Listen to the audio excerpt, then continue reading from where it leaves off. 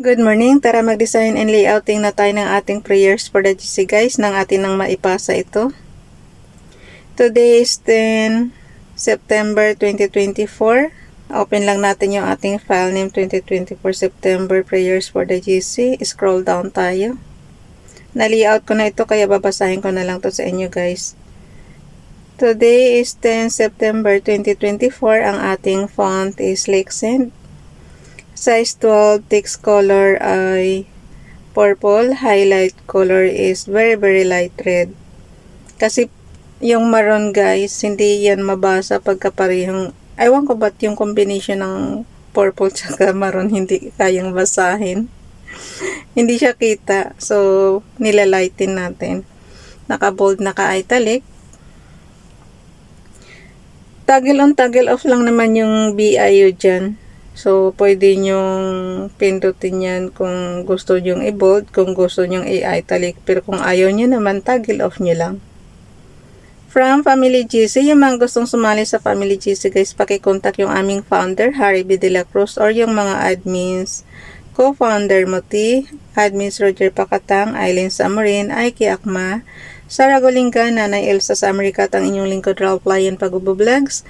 Paki-subscribe na rin sa kanilang mga YouTube channel, and then yung gusto magpa-member sa Family GC, i-add nyo lang sa GC guys, and then i-confirm na yan ng mga admins kung sino man ang unang makakita dyan. So dito na tayo kay Princess Diane channel. Yung prayers guys, dagdagan nyo lang ng pansarili nyong prayers kasi template lang naman ito eh. So pang general lang to, kaya puro Bible verses ang kinukuha rin natin. So para para sure na maganda yung prayer. Take heed that ye do not your alms before men, to be seen of them, otherwise ye have no reward of your Father which is in heaven. Matthew chapter 6 verse 1. Kay Ralph Lion Pag-Vlogs naman, the Lord is my rock and my fortress and my deliverer, my God, my strength, in whom I will trust, my buckler and the horn of my salvation and my high tower. Psalm chapter 18 verse 2. Dinala na natin yan sa ating slides apps. Lagi kong sinasabi, kung gusto nyo pang presentation na apps, punta kayo dito sa slides apps. Katumbas rin ito ng PowerPoint, Microsoft PowerPoint sa computer natin.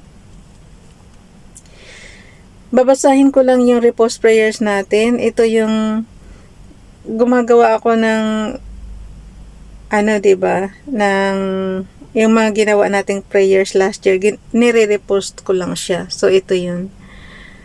10 September 2023, kay Princess Diane channel muna tayo. So then faith cometh by hearing, and hearing by the word of God. I-zoom nyo lang guys para makakita nyo. I-enlarge nyo lang. Yung fingers nyo na dalawa, batakin nyo lang siya, palakihan nyo lang, ganun. Ulitin ko ha. So then faith cometh by hearing, and hearing by the word of God. Romans chapter 10 verse 17. Dito naman tayo kay Ralph Lion Pag-Vlogs, last year pa rin. Charity suffereth long and is kind. Charity envieth not. Charity vaunteth not itself, is not puffed up.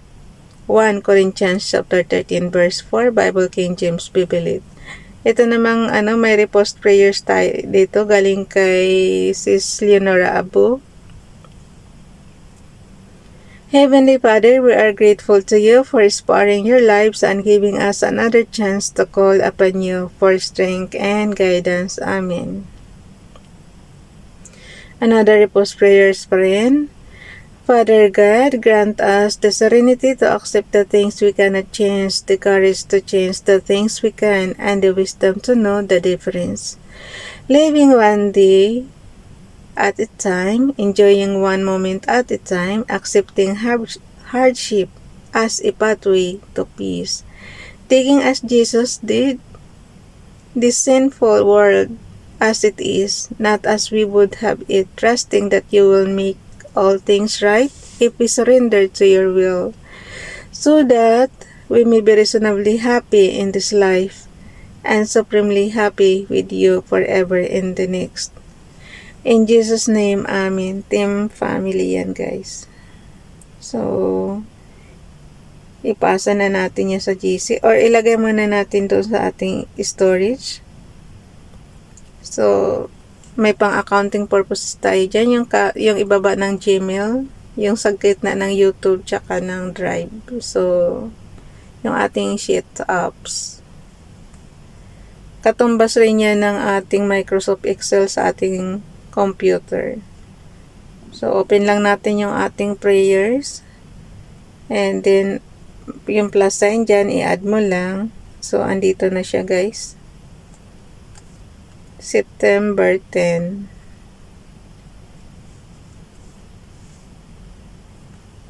10 September, meron na tayong prayer. Pag pinaliitan natin yung ating screen, meron na tayong 10 prayer. So, bukas, another column na tayo. Doon na tayo sa column C. Kasi yung letter B, pang ano lang yan. Yung column B natin, pang spacing lang siya. So, bukas na sa column C na tayo mag-umpisa. 11.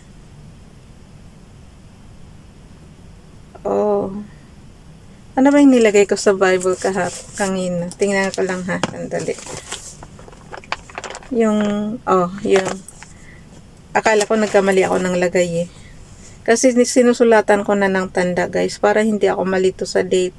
Kasi minsan sa sobrang trabaho natin na hindi ko na iniintindi ang date. Kasi di ba minsan lang naman ako mag-day off.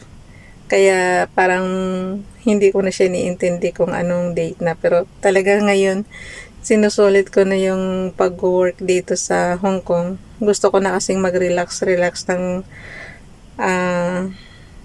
syempre, yung buhay natin is malapit nasa kalagitnaan na tayo ng buhay natin. So, kailangan na nating magpahinga sa trabaho. Kahit wala pa tayong 60. Para ma-enjoy naman natin. Kasi guys, aanhin mo yung pinaghirapan mong pinagtatrabahoan mo kung hindi mo naman magamit. Kailangan i-enjoy mo naman yung buhay mo. Kumbaga sana mula pa yata ng teenager tayo, nagtatrabaho na tayo hanggang ngayon. 57 na tayo. Ano pa rin, nagtatrabaho pa rin. So, hindi ko na paabuti mag-60 ako para magpahinga sa trabaho. Kailangan ma-enjoy ko naman yung pag-relax. Maranasan ko naman. So, ipasa na natin to. Kasi ang hirap din yung wala ka nang ginawa kundi magtrabaho. Malayo ka na nga sa pamilya mo, diba? So, natapos mo na yung obligasyon mo. Natapos mo na lahat-lahat. So, kailangan sarili mo naman. Mag-enjoy ka naman. So, share natin. I-share natin sa chats, guys. So, piliin natin yung chats. Malapit na naman yung... Ang bilis ng oras, no? Pero gusto ko yan. Para mabilis yung taon. Tapos, ilagay natin dito is 10... September 2024. Pasensya na, mabagal ako pagdating dito sa maliit na keypad. Prayers for the Jesus. Prayers for the Jesus from YTC Ralph Lion Pagbubo Vlogs.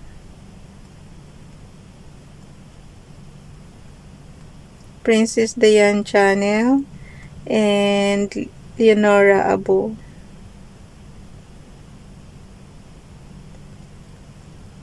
Hindi na ako nakakadalaw sa mga nila. Matagal na kasi ito eh. Ilang taon na, last year pa yata to. So, nire-repost prayers lang natin. Okay. Happy Tuesday everyone.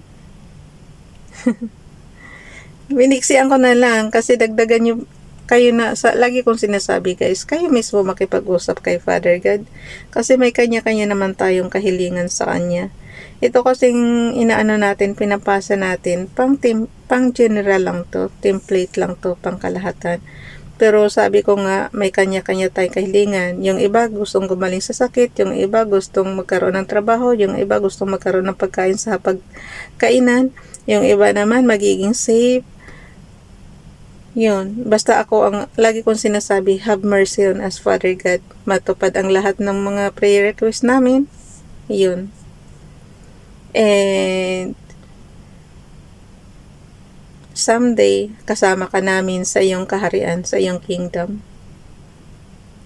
Pero ayoko ng second life, guys. Kasi hindi ko talaga sure kung sa langit tayo mapunta o sa impyerno. Kaya tama na yung dito mo kami sa lupa, Father God, proteksyonan. Tama na yung buhay namin dito sa lupa. Kasi law-abiding citizen naman tayo, guys. Law-abiding citizen tayo sa batas ng tao, law-abiding din tayo sa batas ng Diyos. So, tama na yung dito sa lupa. Okay, happy Tuesday everyone. And then, good vibes and God bless us. Amen. And then, ipasa na natin sa GC natin. Search natin, family admin. Yung isang account natin, pasahan din kasi natin yung sa Pilipinas. So, puntahan natin yun. Ibang CP. Marami nga akong CP pero sira-sira naman kaya pero pinagtitiisan ko lang mga useless na CP. Yung ginagawa natin guys, 'di ba monthly ko na yata yan pinapagawa. Basag na naman. Ayoko nang gumastos kasi para ka rin bumili ng kaya pinagtitiisan ko munang lumagpas ng isang buwan bago ko ulit ipa-repair. Kasi nangihinayang ako. Pero wala naman akong magagawa. Ewan ko bakit lagi siyang nagka-crack. Kahit maanuhan lang siya ng konti, masanggi lang siya ng konti. Yung may mabagsak lang ba ng konti ba? Yung basag na kaagad.